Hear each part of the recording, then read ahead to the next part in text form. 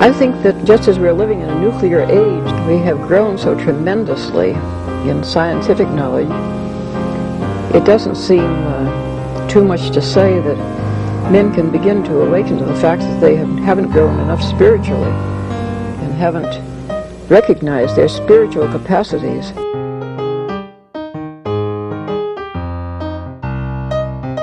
Once something like eating is death, then you've struck at the very heart of life. The enemy of the older radical theories may have been the ruling class, but today the stakes of whether we will reform ourselves into a new kind of human being, a new kind of society, whether we will find selves worth being, the stakes of it are simply life itself.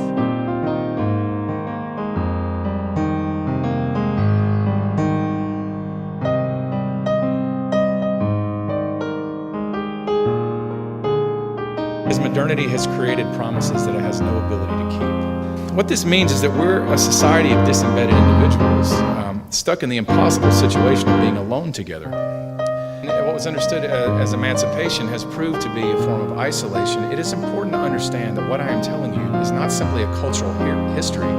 It's a description of the story that shapes every single person that you know. This is why there is a rise in mental illness. It's absolutely concurrent with the disembedding of the individual, because individuals can't constitute themselves by the very nature of the case.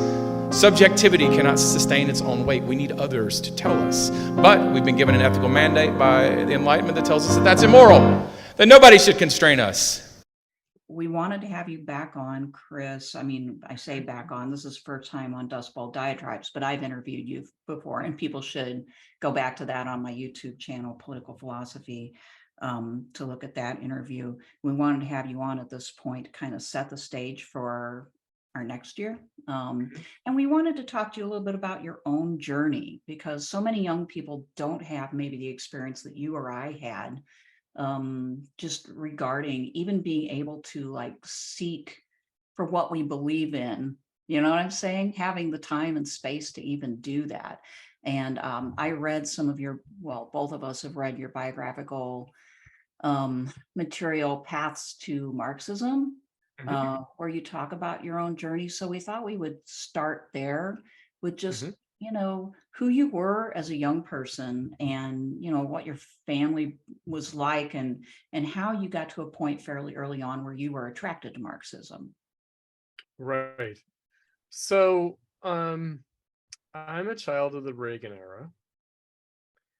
And what that means is a kind of conservative reactionary turn after the New Left. So a kind of resolution to the unsettled character of the 60s and 70s, and the 60s and 70s being very different from each other as decades. So the 60s being this kind of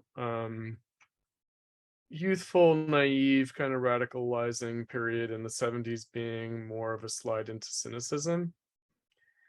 And then the resolution of that being the Reagan Revolution and the turn to a kind of neoliberal consensus politics. And I think that, you know, my own family background, you know, so I'm from a working class background, and my parents are baby boomers, but of the younger cohort. And so they were a little bit young in terms of the civil rights and Vietnam experiences. My father did avoid the draft by signing up for the National Guard.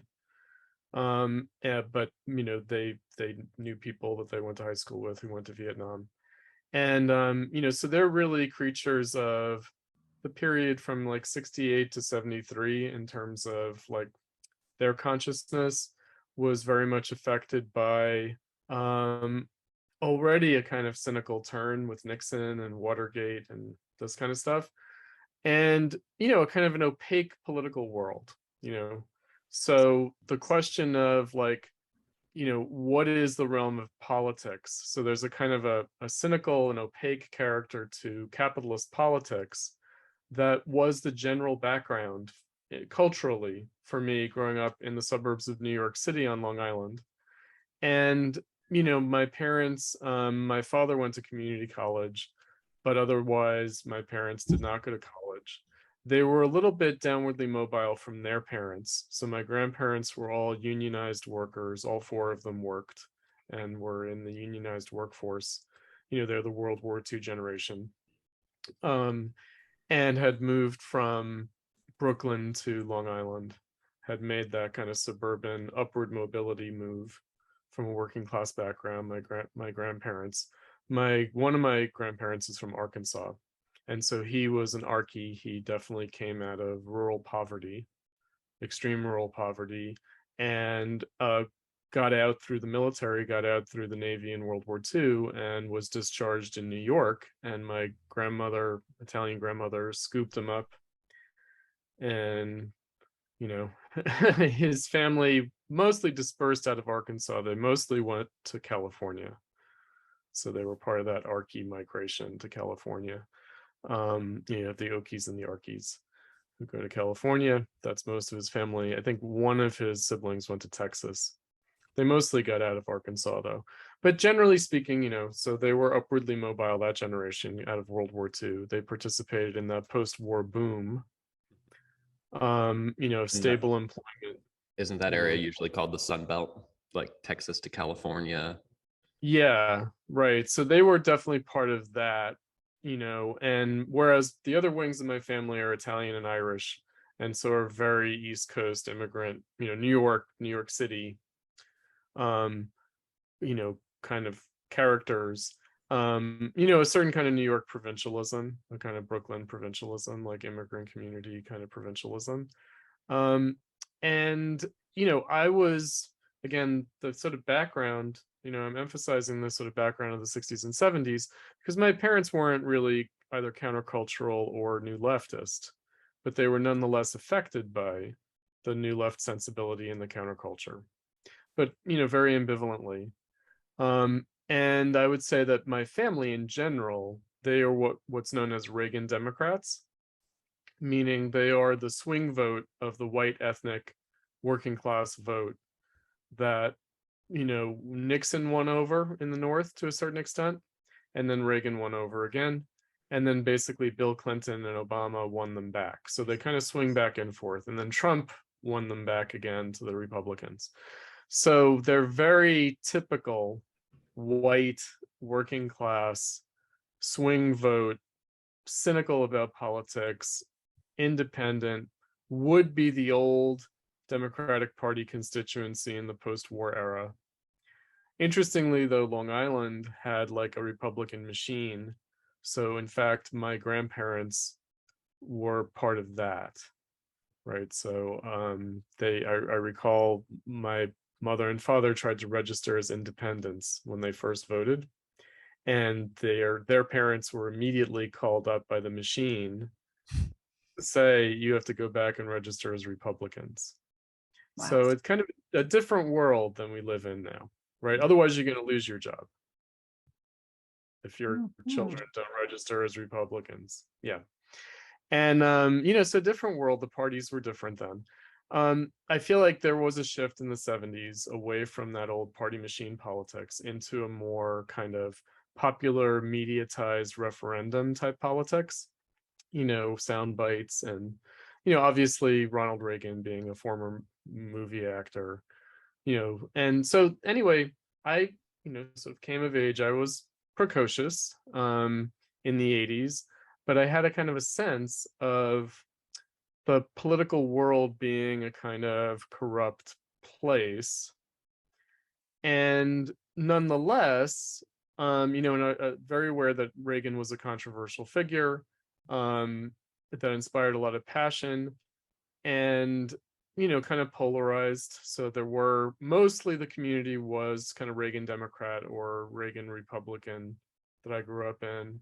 But there were some, kind of liberal Democrats, progressive liberals, who were very anti-Reagan, especially among my teachers. So my kind of junior high school and high school teachers. And I had one friend who was the child of Irish immigrants, first generation. So they were maybe a little bit older than my parents, but they were recent immigrants from Ireland. And so they're very Irish. And that friend went to, there were two main Catholic parishes in my community. There was the liberal Catholic Church and the conservative Catholic Church. And my family went to the conservative Catholic Church. He went, and his family went to the liberal Catholic Church. And it was his older sister who kind of introduced us to leftism. So she's the one who said, read the Communist Manifesto, when I was 13. And, she was also the one who was like feeding us like new wave music, Depeche Mode, which also had this kind of leftist kind of stuff going on culturally. The political culture was kind of leftist. And so, but again, I think that I had a kind of a peculiar experience of politics and leftism from a fairly early age, early adolescence. I mentioned the liberal Catholic parish that my friend went to, and they did things like Central American Solidarity. So that church sponsored like Central American Solidarity and liberation theology type Catholicism, as opposed to my church, which was the right-wing conservative Pope John Paul II, anti-communist. And so, and that sort of opened onto a larger world that me and my friends explored in in adolescence, both in New York City and on Long Island. So in New York City, I was gay, so I was aware of myself as gay. We went to the Gay Community Center in Greenwich Village and got exposed to like the tail end of like a gay liberation kind of leftism, but with a lot of the kind of progressive liberal and identity politics culture that we're familiar with today, like progressive stack at a meeting. So at a meeting, all the women and people of color have to speak before a white man can speak. Have you ever heard of progressive stack? Yeah, it's like a way of conducting a meeting. It's to prevent the white males from dominating the meeting. And so you have to give the women and people of color an opportunity to speak before any white men can speak. And, so that, as a high school student, I was exposed to this. And on Long Island, the left, or progressive liberalism, really was characterized mostly by three groups. There were the kind of progressive Catholics, like the Catholic worker type variety of like a kind of Catholic socialism. And there were the Quakers, the American Friends Service Committee. And there were the secular humanists, the atheists. Right. And they're all fired up one way or another around Reaganism. So they're against the Christian right. They're against the Central American Cold War intervention by the United States, and in favor of, the Sandinistas and the FMLN in El Salvador. One of the, kind of like moments for me, and again, I talked about being in the wake of Vietnam, the invasion of Grenada by the United States in 1983 was kind of traumatizing for me. I saw on PBS footage that by a Canadian or British journalist who was there, who, took footage of the American helicopters sweeping in and invading. And it was like watching the scene out of Apocalypse Now. I mean, it wasn't, but it was, right? Because they're firing rockets into various positions in the city in Grenada where the Cubans and the Grenadan socialists were. And I just thought, oh, that's not the past, it's the present, right? So rather than like Vietnam being in the past, in recent past. And so again, my parents' generation, their cousins, their friends would tell Vietnam War stories, about the horrors of the war, but mostly about the horrors of the Vietnamese and how they attached bombs to babies and blew up American troops, and this kind of stuff. And, but again, it seemed like the past, and it was being processed in the popular culture, but then suddenly it was present. It was like, okay, the US is still doing this stuff. And that was, again, a way of thinking about, my relationship to the US government, but also what's the relationship between the US government and popular attitudes in my working class milieu. And then seeing an alternative to that, now the progressive Catholics and the Quakers and the secular humanist atheists, they were all higher class than my family and my community. So they also represented kind of more educated people, more wealthy people. And, so it was part of my general, like, I guess, kind of aspiration to like get out of my community, to get out of the kind of closed-minded, provincial, bigoted setting that was there.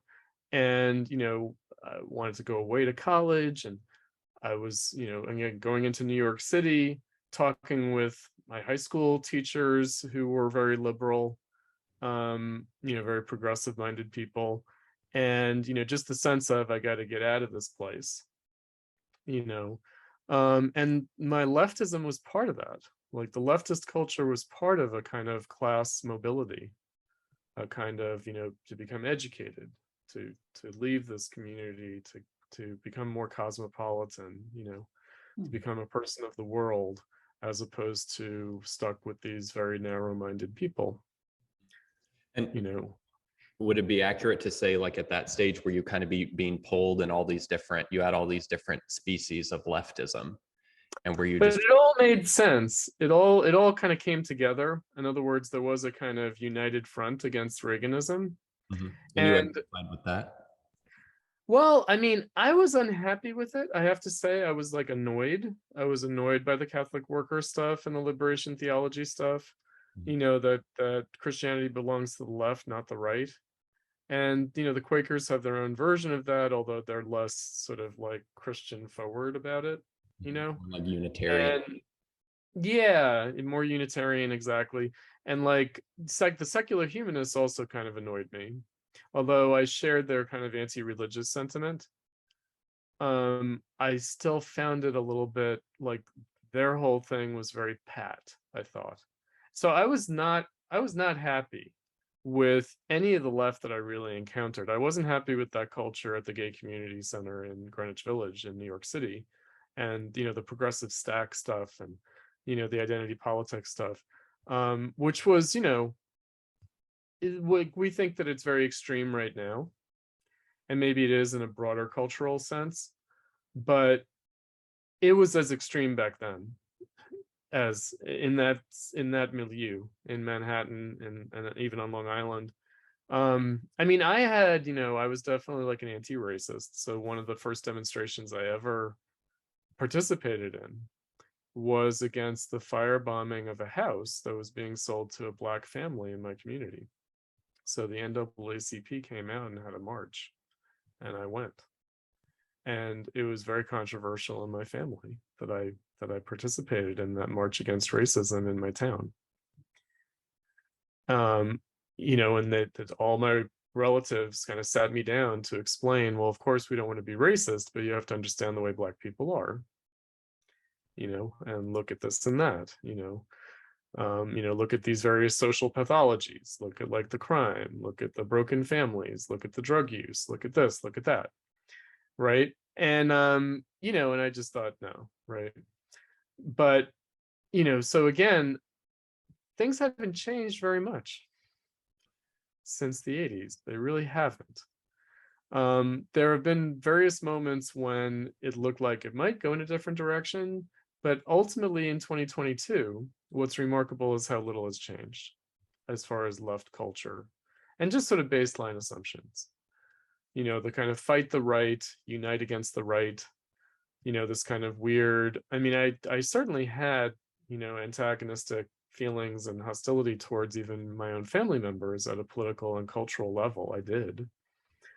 But I also thought that the left wasn't quite correct. They were not quite right. And I did feel like they missed something about the Reaganism, right? They missed something about the appeal of the Reaganism. They didn't, they kind of, like, not to say, I felt like my family, they were racist in a kind of typical way, not very hardcore, but they were.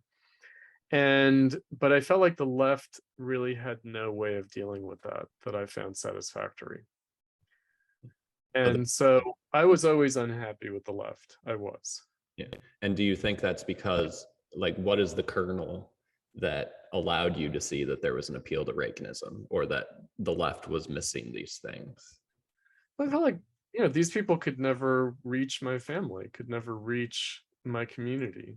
And I did feel very strongly that for socialism to have a chance, you'd have to reach these people. You have to reach these people, that there's no way that you can do it without these people.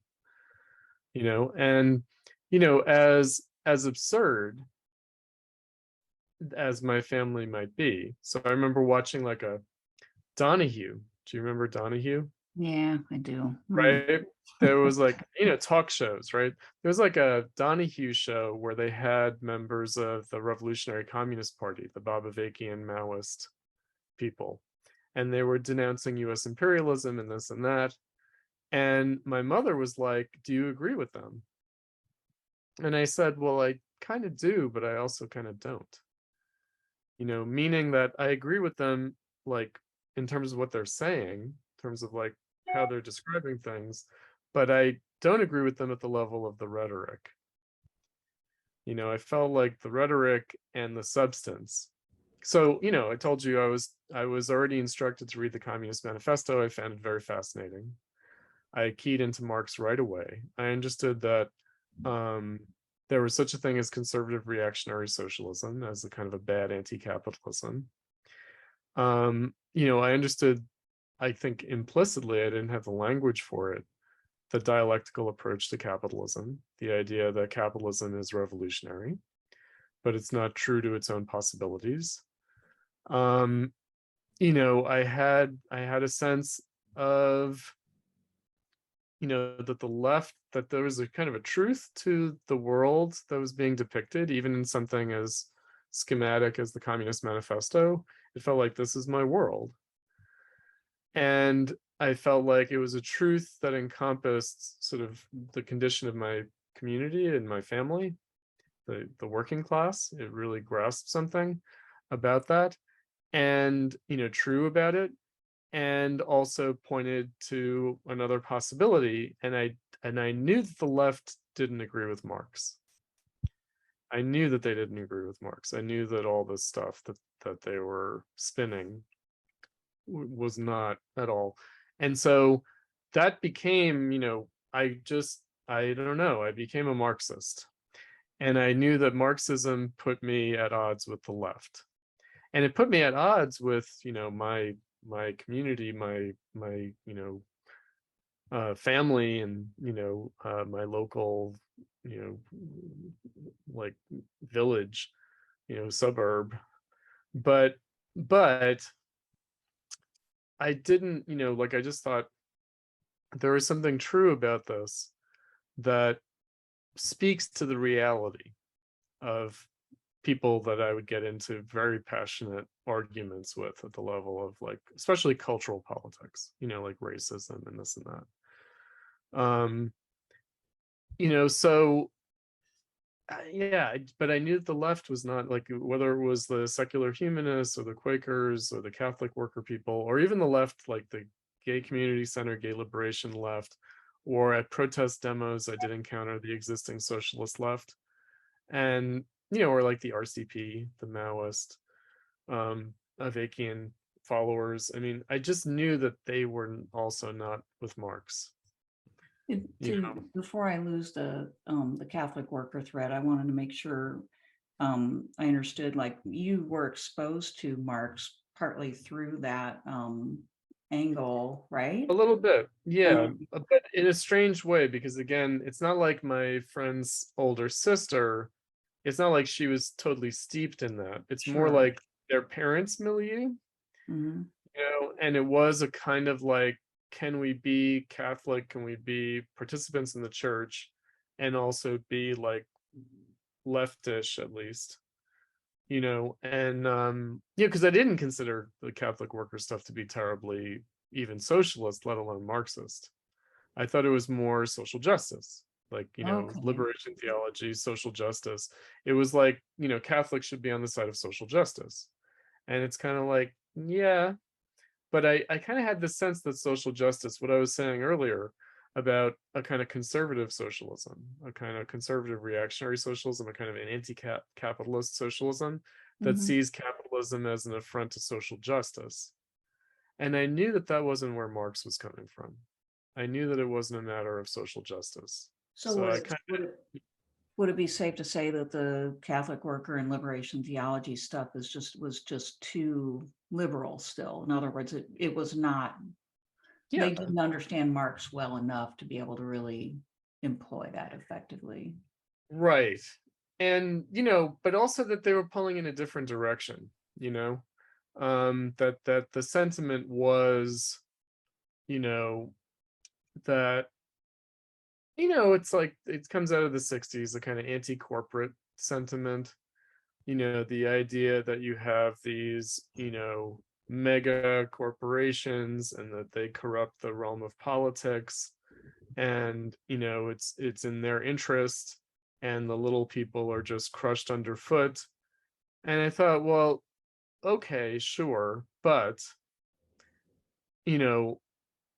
what are you really upholding as an alternative? And so the thing with Catholic worker is that it made sense at the level of Catholicism, or even like the Quakers, the American Friends Service Committee, or even like the secular humanists. Like it made sense as like a kind of a personal ethics. Like, so even the atheists, like leftism was a matter of like where your heart is, your sentiment, and you want to be on the side of the downtrodden, and you want to be with the good people, not the bad people, and you want to be one of the good people. And so it struck me as like, these people don't really want to change the world. These people want to feel good about themselves. They want to be on the right side of things. And I just thought, being on the right side of things is just not going to get you anywhere politically.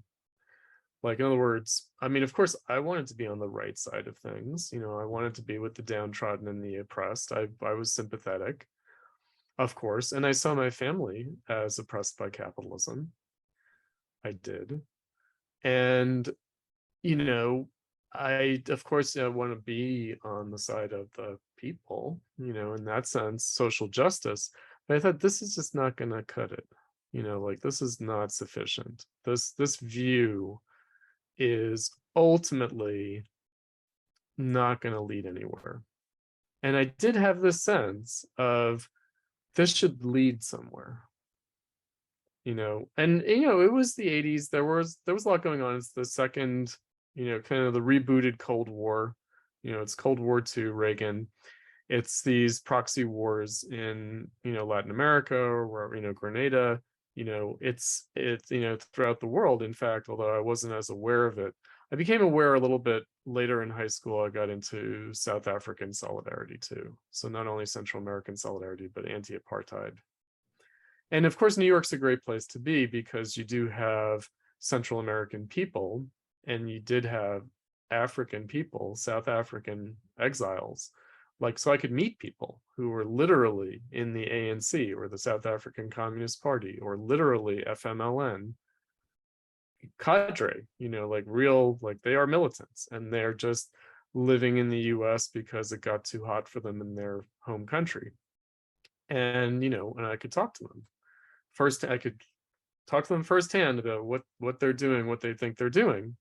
And it struck, again, the post-Vietnam era, it struck me, they were like, well, we don't want a repeat of Vietnam in Central America. We don't want a repeat of Vietnam in South Africa. We want to try to push the envelope, achieve what we can achieve, but we don't want to trigger a US invasion, right? Because the US will just destroy us, and we don't want that, And I just thought, okay, and then their attitude also was, and I said, well, what about socialism in the United States? What about the struggle for socialism in the United States? I mean, remember, this was a time like Red Dawn. Do you remember that movie, Red Dawn? With, is Patrick Swayze in it? I think so. Yeah, I remember it. Yeah, and it's just like really nuts. And, the Russians and the Cubans are marching down the street, and they have like, They do a little parade in the occupied town, and they have a portrait of Marx and a portrait of Abraham Lincoln. And they do this thing. And it's like, would I be on the side of the Wolverines, the resistance, or would I be on the side of the occupation? Would I be on the side of the communists? And I kind of felt like I wouldn't be on either side, and but anyway, so it just, the sense that one had in the 80s, it's hard to recall now, but it was a kind of apocalyptic sense. I mean, there was the threat of nuclear war, of course, but there was like an earthquake once on Long Island. I woke up like 4:30 in the morning as a high school student, or maybe it was junior high school, and I thought, this is the end of the world. Like, I thought they did it. They launched the nuclear strike. That's what I'm being woken up by. The ground is rumbling because we're about to be vaporized.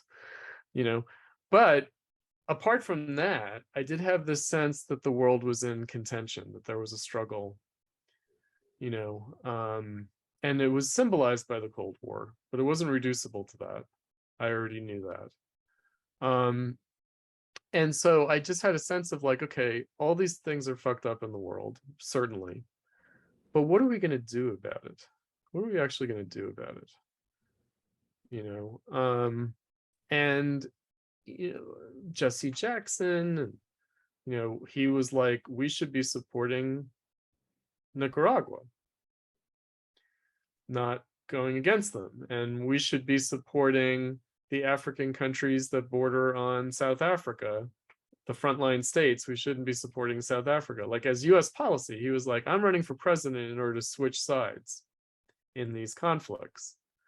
And so, as implausible as that sounds, it was like, oh, okay, yeah, right. So, in other words, even in mainstream capitalist politics, because he did pretty well in the primaries, Jesse Jackson, in 84 and 88. And he won, significant portions of like white working class voters in the Democratic primaries.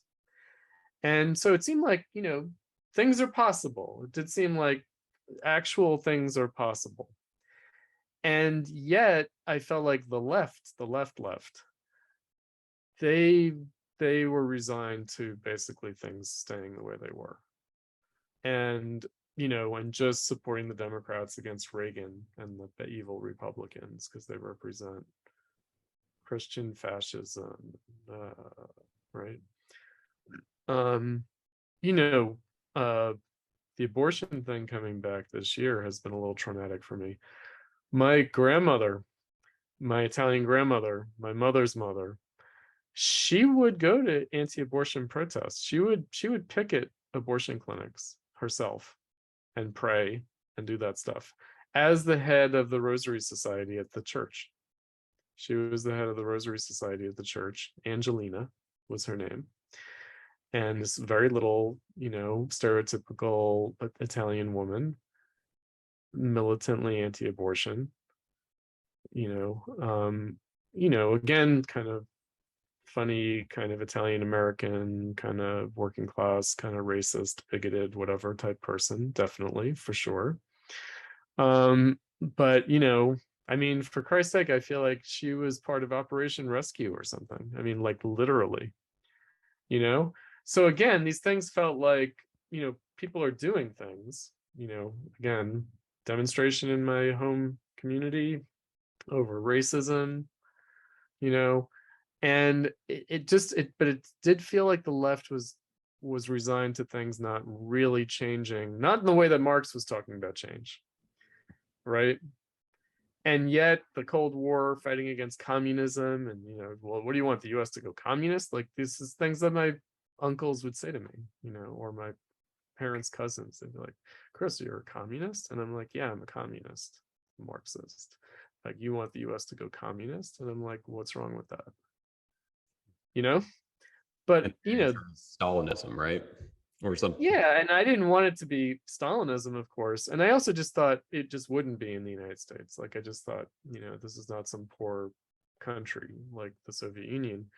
But I have to say that the leftists I met were as incredulous of my Marxism as my family was. Like, they were like, oh, you're some kind of hardcore Marxist, like, as a dismissal.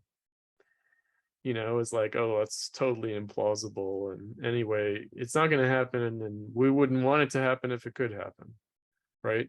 So, you know, I just had this sense of like, okay, you know, I'm jacked up on these ideas.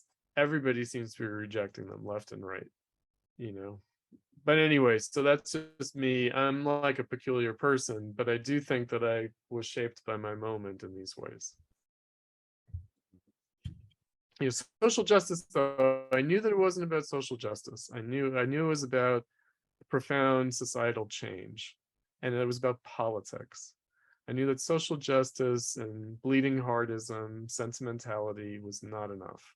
It was not enough, even though I was very much moved by these things like everybody else on the left, and even people like my family on the right.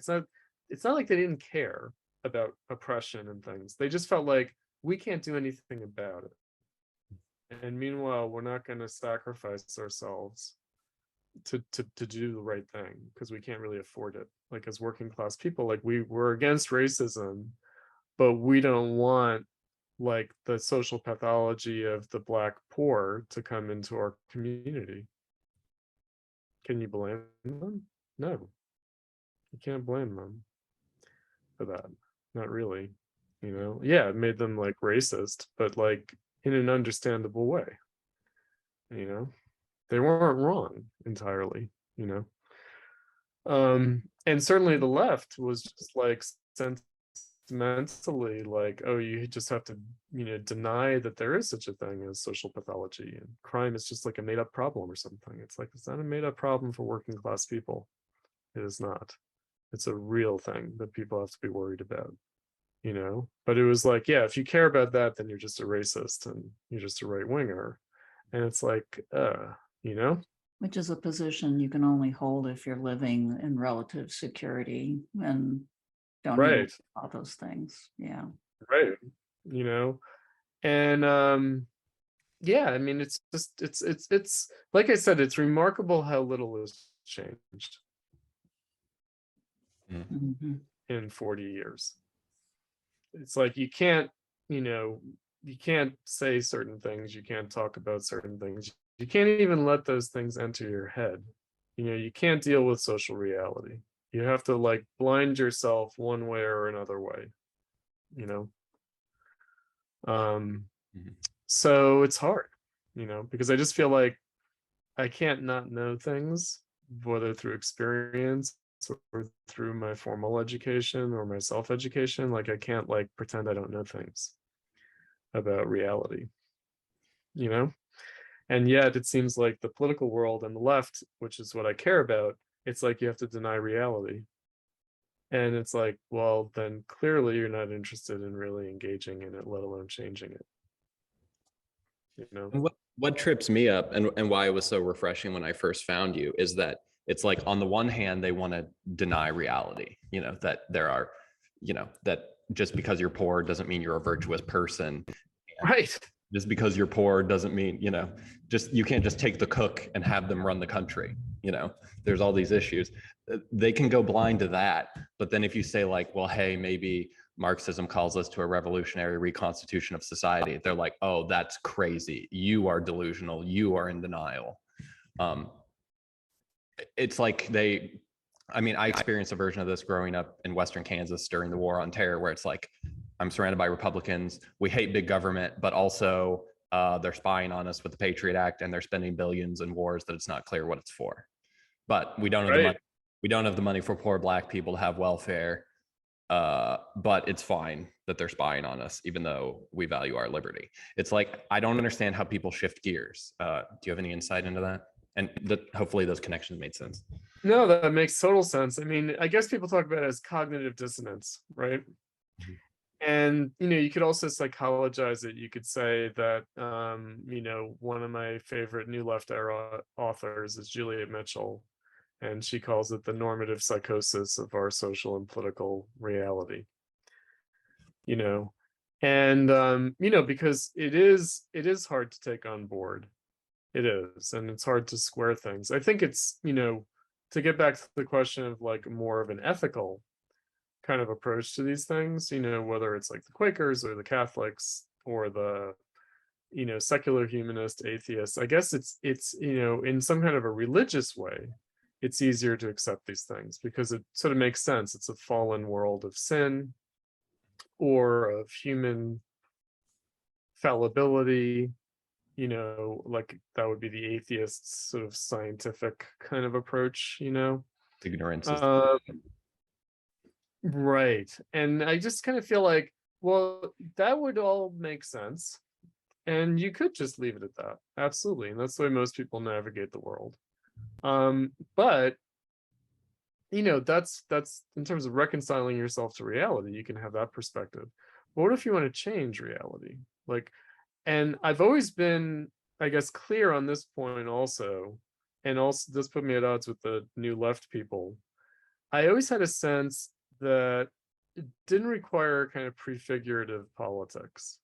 In other words, it didn't require for people to morally or ethically improve themselves first before we can change the world. That it's not like an individual spiritual journey of moral uplift and improvement. I mean, yes, like if there was a real movement for socialism, probably that would involve that to a certain extent. It would. But I also thought not as much as people think. In our time, like fighting against your inner racist or something. And it's like, I felt like people are deeply racist, but people also are not deeply racist. They're just not, meaning it just doesn't,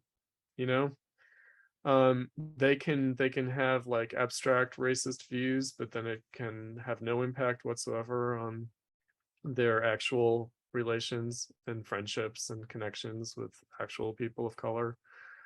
And so, certainly I had that experience in my family, which is that there would be these kind of crazy racist attitudes. Meanwhile, close friends and even like in the family, in the extended family, there were Black and other people of color. And so, it was kind of like, well, it's like those Black people, not these Black people, or something like that. There was always, like that kind of thing. And again, all among working class people. So it wasn't like a class thing. It wasn't like Black middle class people are okay. It was like, no, my coworker is okay. And my coworker who's Black complains about the same things that I'm worried about, in terms of the social pathology in the Black neighborhoods or whatever. And so again, it's kind of like we just really don't have to do this thing that people imagine. Sort of like, unless their normative psychosis demands that we do. Well, there's that, right? And so, I mean, I just feel like it's so in the realm, like bringing it into the realm of psychology is like, deeply unfortunate, and yet we're kind of left there to a certain extent because we don't have much else apart from individuals and their attitudes and their thinking or something, their beliefs. And, because obviously we don't have anything else kind of organizing and disciplining people, right? So we're kind of relying on people maintaining the right psychological orientation, that they care about the right things and that they have the right attitudes and beliefs about those things, that it really does come down to a very individualistic matter. Because we don't have anything else, we don't have anything else where it could be like, oh, well, so-and-so has some problematic attitudes, but, they're good comrades in the party or something. There's just nothing, I mean, I guess there's a little bit of that with like, the degree to which people do any kind of social organizing, on the ground out of necessity,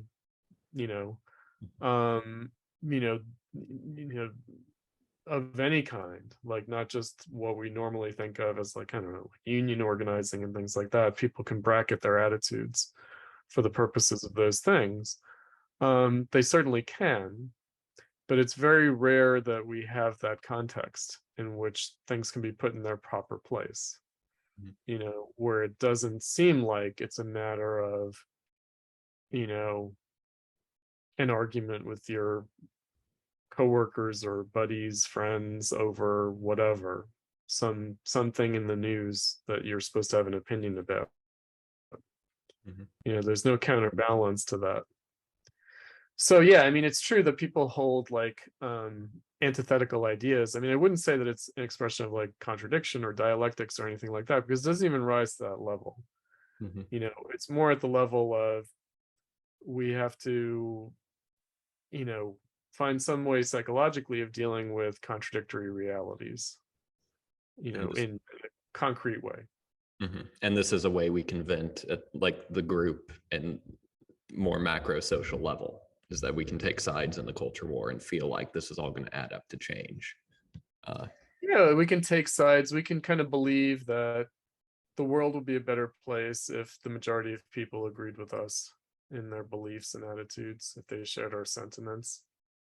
You know, if they felt the same way as we did about things, then, you know, and that we're just, you know, doing everything that we can to try to make that happen.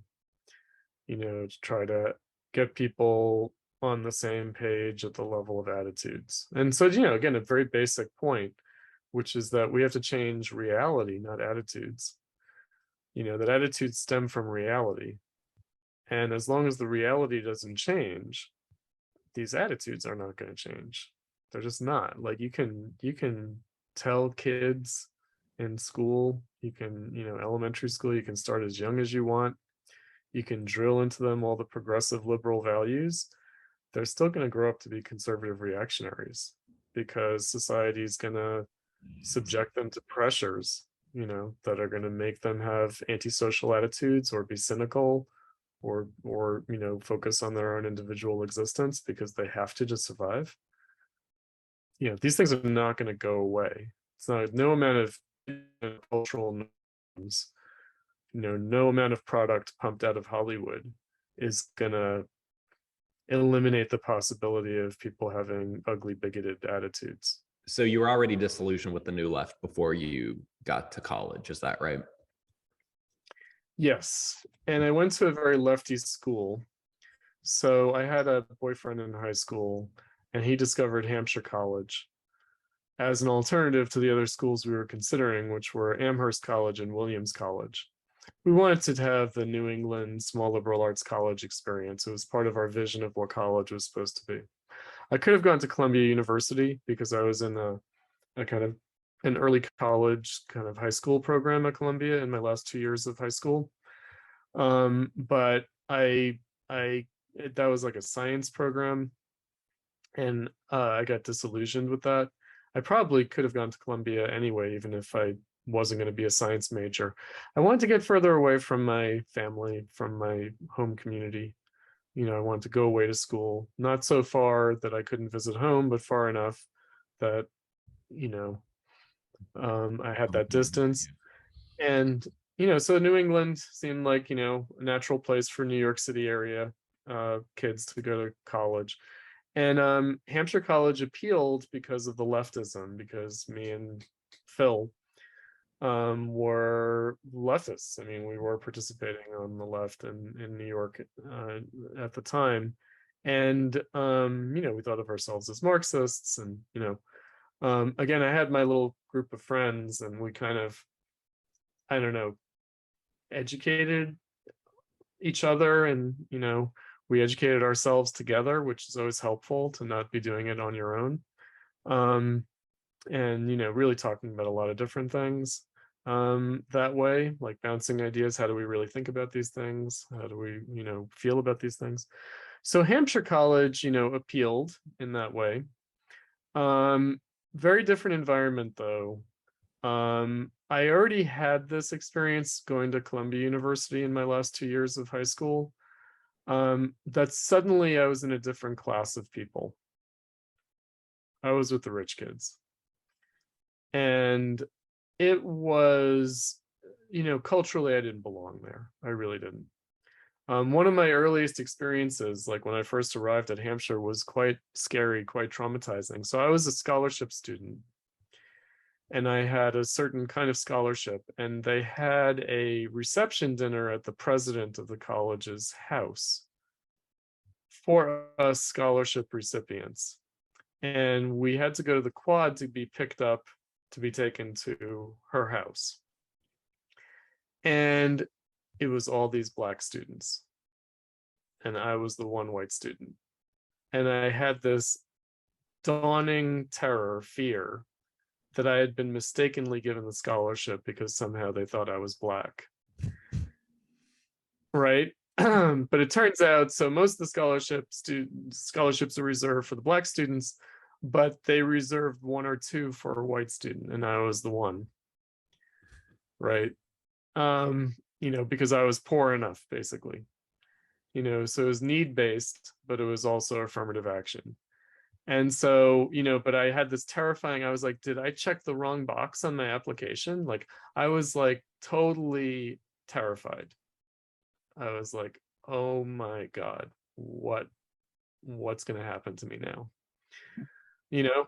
And so, but in general, the college, interestingly, my professors were like baby boomer, new left generation and very new left background, like lefty. And they were very tri-state area, New York type people. And some of them were working class people, working class background people. And, Jewish American, Italian American, etc.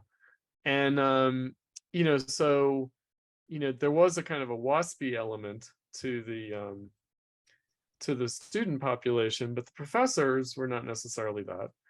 And, so I found it easier to relate to my professors than to my fellow students at a cultural level. But then it became this other debate about how I needed to reject Valley Stream.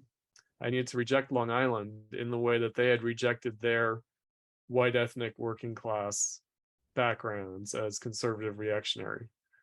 And it became this whole struggle about like Marxism, and they were like, well, we kind of been there, done that. We were all Marxists in our youth, but now we've learned that you have to like agree with Foucault, that's more like real than Marxism. We learned our lesson and you have to learn your lesson. And I was like, fuck that now. Right. So totally resonate with that. Yeah, and I just knew, like, like Foucault, fine, but I was just like, yeah, you know what, no. Mm-hmm. Like, I knew, like, being told you have to reject Marx, because Marxism is Eurocentric and it's patriarchal and it's homophobic, and look at what Marx and Engels wrote in their letters to each other, and they're making all these racist and sexist and homophobic remarks about people, and I'm like, yeah, I just don't care. I do not care, like, at all. I think in that article I talked about how I met Adolph Reed when I was in college. It just so happened, so I was home, visiting, and I read a column that he wrote in Newsday, Long Island Newsday newspaper. And it was about Black identity politics on campus, and student activism. And it was a criticism.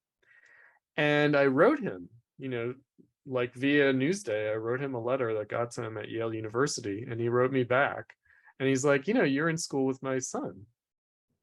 His son was going to school in the same class as me. I didn't realize Touré was Adolph's son.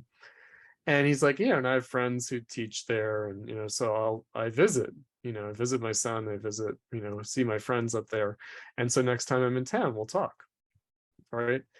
And so we got to know each other, and then he was invited to speak in one of my classes by one of my professors who was a friend of his, and he gave this very Marxist kind of thing about like criticizing identity politics and understanding where the identity politics came after the 60s, that it's about abandoning the struggle for socialism and struggle to overcome capitalism, and it's about neoliberal capitalism, all this stuff. And so students are almost all white in the class, and two Marxist professors. And the next week after Adolph spoke in our class, the students were like, why would an African American be interested in a 19th century Jewish intellectual, Marx? And my professors were like, that's a good question. And I was like, and these are my Marxist professors. And I just like involuntarily stood up and yelled, that is not a good question. You know? Did you get a chance to And defend that? well, it sort of got a little bit pandemonium. You can imagine that my fellow students were like, oh, Chris Cutrone, yeah, he's some jacked up Marxist and whatever. And so they, got into this argument. And and afterwards my professors kind of chastised me a little bit for being rude to my fellow students and for kind of calling them out. I'm like, Adolf's your friend and you guys are Marxists and you're going to let the students do that? Like be some smart ass bullshit about like what business does a black person have being a Marxist? You're going to let that fly in a class that's about Marxism? Or about the history of socialism. I think it was a history of like socialist revolution. So we looked at, the Russian Revolution and China and Cuba and whatever, right? One of the professors was a Cuba scholar and acquaintance of Fidel Castro. And it was always rumored that she had had an affair with Fidel Castro or Che or both. Way to live. Yeah, sure. I mean, it's cool. But, and it's like, I just thought, what the fuck, man? And I felt very betrayed by my professors, because I felt like I was learning all these ideas from them, learning this interesting history from them. And at the first chance, they just tossed it. It's like, oh, the students aren't interested. Yeah, you know what? It is irrelevant. You're right. And of course, they had this funny, they are friends with Adolf, but they're not like close friends. And so they're just like, oh, yeah, well, Adolf, he's very, kind of persnickety and he disagrees with everybody. He's like a cranky Marxist and, you can't be that. You can't act like that. And I was like, no, you got to be just like that. I was like, I saw kind of a role model for myself in Adolf. This is just as simple as separating a person's personal background or their personality from the ideas, which any intellectual should be able to do. You mean the ad hominem fallacy? Yeah. Of course. No, this is personal as fucking political, man. It was total feminism. Hampshire College, total personal as political. They were so upset about Clarence Thomas and Anita Hill. They were really, really, really, really, my professors, they were like spellbound by the Senate hearing confirming Clarence Thomas and the charge of sexual harassment by Anita Hill.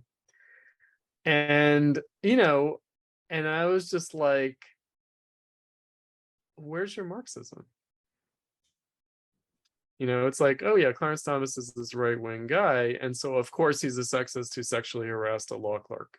Mm-hmm. And I'm like, I don't know that follows. I don't know that his like constitutional theory follows from some like personal depravity. Long dong silver, pubic hair left on a Coke can. Do you remember that stuff, Lori? I do remember it as crazy. Yeah, crazy. And it's just like, that's politics, Yeah, they spent hours and hours on 24/7 TV just about that Coke can. Yeah. And what's the significance of the Coke can, right? Mm-hmm. What's the implication? And I guess I have a theory. Tell me how plausible you think this is. Do they have to focus on all of these salacious details because what they don't want to confront is, as a person of color, why is he even right wing? Right. Exactly. It's like, why is this guy a conservative? And are you going to take seriously his conservatism, that he actually believes this, that it's not some like internal psychodrama, like struggle with his identity? He's like black and very proud of his blackness and a conservative, and there's nothing contradictory about that at all. Unless they think every black person would think like they do. Yeah, should be a Democrat is what they mean, right? Mm-hmm. Because it's the same thing with fucking Adolf, right? Like my students were reacting against Adolf's criticism of progressive liberals, identity politics. And they were just like really uncomfortable with the fact that a Black person was criticizing the Democratic Party's approach to racism. And so they kind of were like, oh yeah, he's using Marx as an excuse or something, so they went after the Marxism as like, oh, this is his way of justifying his otherwise intolerable disagreement, right? So he pretends he's criticizing things from the left, but actually he must be a right winger because he's criticizing the Democrats, right?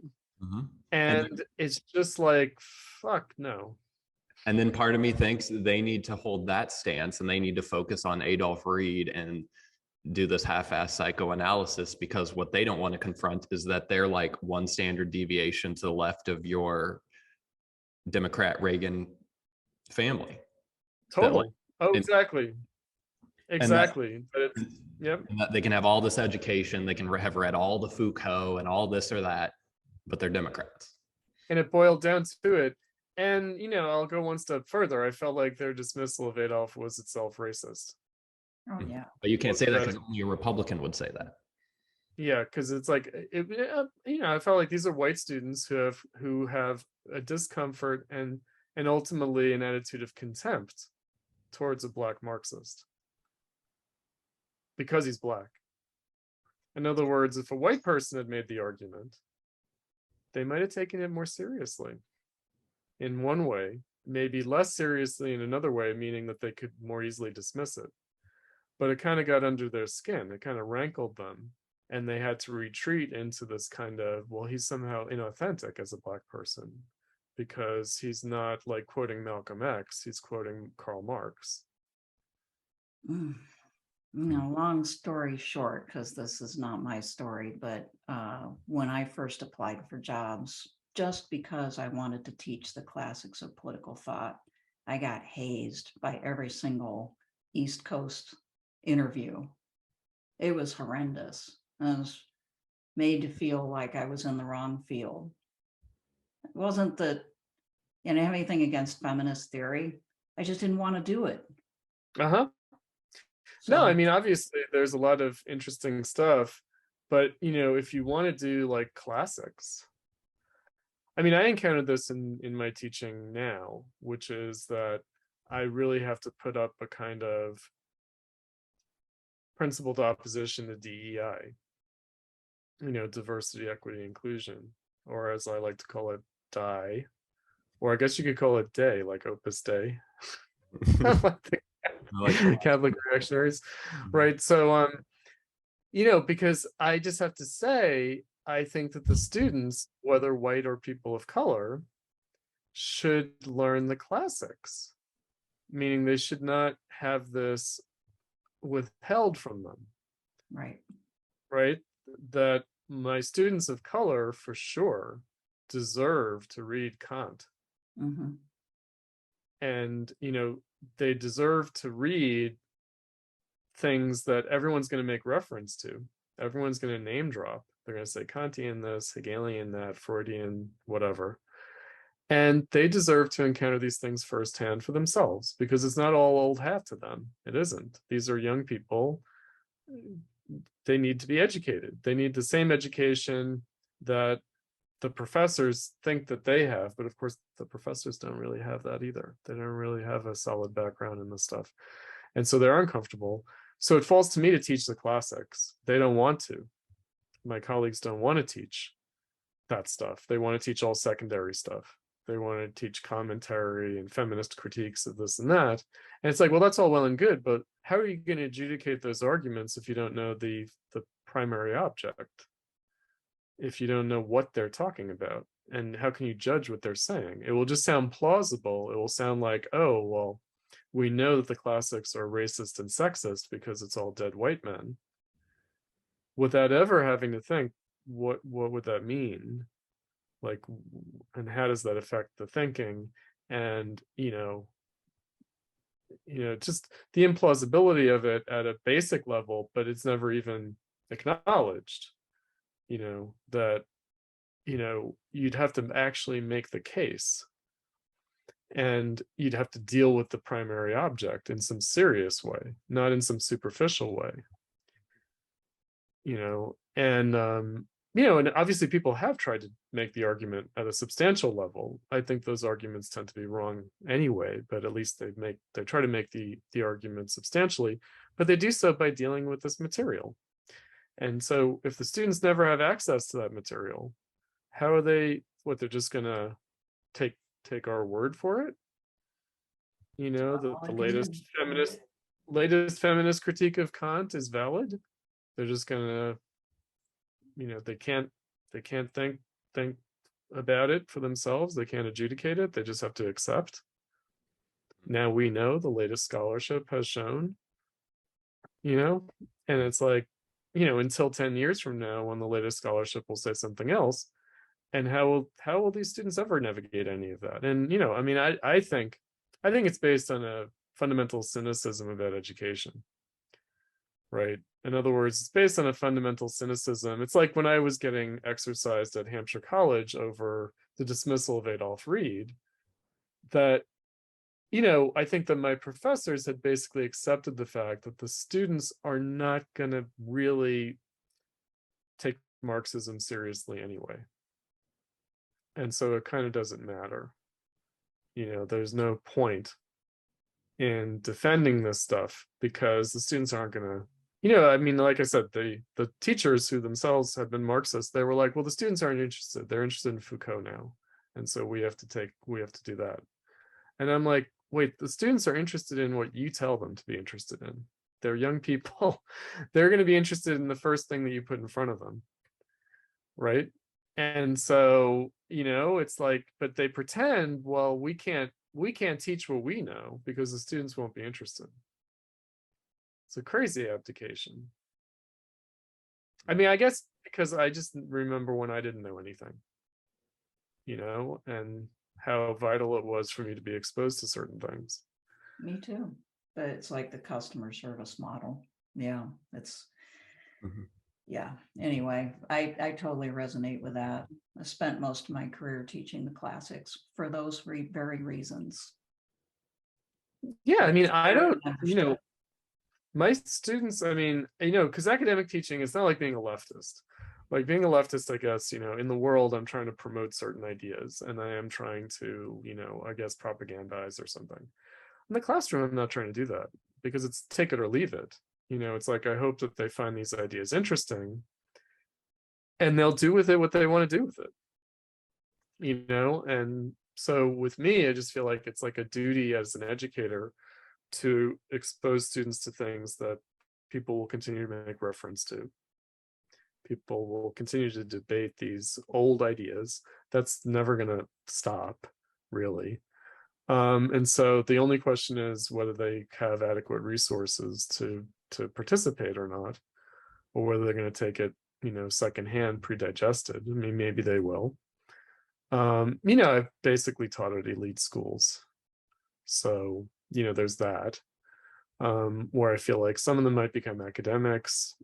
Some of them might become intellectuals of some kind after graduating, even if they don't become academics. But yeah, I don't feel like, but it's like you're put into this position where you have to ideologically defend teaching the classics. And it's like, it doesn't require an ideological defense. Like there's no political reason. There's just a basic educational reason. But yeah, so that's a whole other thing. And obviously the relationship between the left and academia, I feel like the left has facilitated this self-liquidation of academia. It's given a kind of political excuse. It's given a kind of ideological gloss over something kind of rotten. I guess, the customer service model, I guess. I understand what you're saying in the abstract. Like more concretely, what does that excuse making look like, do you think? The left making an excuse for the intellectual liquidation of academia substance. I think that it's, at a concrete level, I think generally academics are not clear as to the relevance or substance of these ideas themselves. And so they probably struggle with, why do students need this? At a more substantial level, at a more cynical level, they understand that, students are just making their way through school to get a degree that will just help them on the job market, like having a college degree from a better school, that these are job market discrimination devices, basically, and that's what it all amounts to. So I think it's a kind of a twofold thing, which is, what do the students want out of their education? They just want the piece of paper at the end. And, they want the degree. And so there's that aspect. And then the aspect of, I think after the 60s, I think there has been, for political reasons, for social and political reasons, there has been a great deal of uncertainty as to the actual relevance of these ideas. In other words, the ideas themselves become uncomfortable because they challenge us too much. Not only Marx, who should challenge us a great deal thinking about capitalism, but even the old, kind of classical liberal bourgeois thinkers challenge us. They would challenge this reality. They would, just, if to take these ideas seriously would present a challenge to our social and political reality. And so being able to say that somehow they didn't really mean it, sort of qualify the ideas out of existence. So these things kind of dovetail, I think. The changing purpose of education, that there's less room, there's less headspace, there's less time and energy, there's less mental space for education, for thinking, for taking the 4 years and just pondering,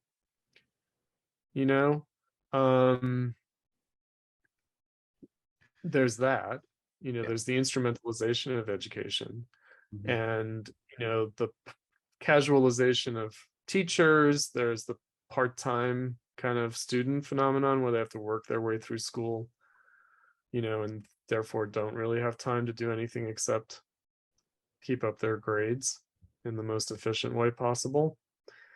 But again, on the teacher's side of it, I think it's because most of us teachers are not in a position to actually stand by the value of these ideas.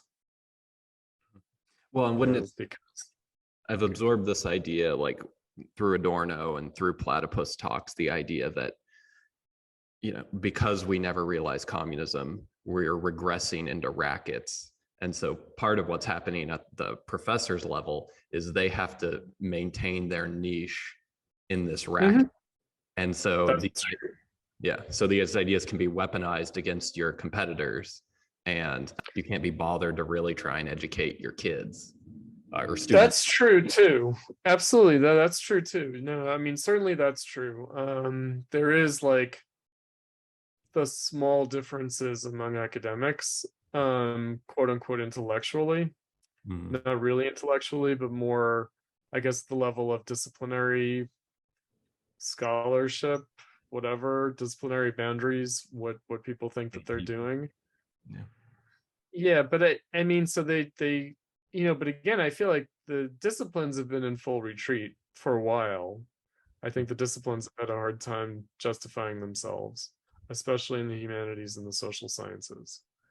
And then it's only made worse now by the idea of decolonizing the curriculum or some nonsense like that.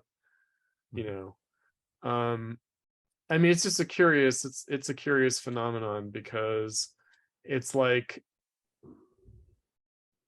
I don't think that it could happen as easily as it is now, quite, if education itself had been kind of evacuated of its substance. So I think that yeah, I don't know who wants an education. I mean, some of my students definitely do. They do. And maybe it was always a minority of students who really wanted an education. But I think that in general, going back to like the 50s and 60s, like that generation, the student activists of the 60s, I think that they wanted a real education. I think that they did, in a way that whether rich or poor, regardless of their background, middle class, rich, poor, they wanted something out of their education. I'm not sure that students, whether they're privileged or not, really want an education anymore. And so, I mean, I do think that it's been a long process, this liquidation. And I'm more concerned about at the idea level. I mean, so yeah, I mean, it's true that in Platypus, we talk about regression as like, being stuck in capitalism and giving up a kind of horizon of possibilities. But yeah, there were, in the 50s and 60s, there were like alternatives to Marxism that were posed, kind of post-Marxist ideas, like Foucault or whatever, right? But all sorts of things. People were having ideas about the potential better future of society, in a way that I don't think is the case now, actually. Right. I think, it's just now about how, a better future means the working class having a smaller carbon footprint.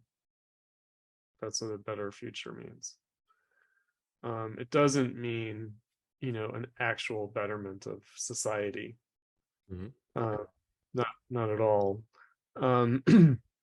And I don't think, I mean, maybe the millennials had a moment when they wanted a better society. I think they've retreated from that in a very subtle, unconscious kind of way.